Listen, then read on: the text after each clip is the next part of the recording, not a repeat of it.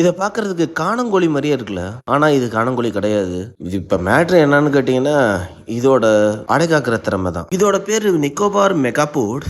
இது நம்ம நிக்கோபார் தீவுகளில் மட்டுமே காணப்படுற அரிய வகை காணக்கோழிகள். பொதுவாக எல்லா பறவைகளுக்குமே முட்டை போட்டு தன்னோட உடல் சூட்டுனால குஞ்சு பொரிக்கும். இந்த குயில் மாதிரி பறவைங்கள்லாம் தன்னோட முட்டையை வேற ஒரு கூட்டில் போட்டு வாடகைத்தாய் மாதிரி ஆள் வச்சு முட்டையை அடக்காக்கும். ஆனால் இது இன்ஜினியரிங் படித்த சயின்டிஸ்ட் பறவை ஒரு குழியை தோண்டி அதில் காய்ந்த இலசருகுகளை போட்டு அதுக்கு மேலே முட்டை போட்டு திருப்பி காய்ஞ்ச இலசருகளை போட்டு குழியை மூடிட்டு போயிடும். ஒரு தாயோட உடல் சூடு இல்லாமல் முட்டை எப்படி பொரியுது? குழிக்குள்ளார இருக்கிற பாதி காஞ்ச இலசருகுகள் முழுசாக காயிறப்ப அதுலேருந்து நேச்சுரலாகவே ஒரு வெப்பம் வெளிப்படுது. அந்த வெப்பத்திலேயே இந்த முட்டைகள் அடைக்காக்கப்படுது. இதை கண்டுபிடிச்ச இந்த சயின்டிஸ்ட் கோழி எப்பயுமே 4லேருந்து 5 முட்டைகள் வரைக்கும் இடுது. முக்கியமான விஷயம், இது குயில் மாதிரி முட்டையை போட்டு எஸ்கேப் ஆகாது.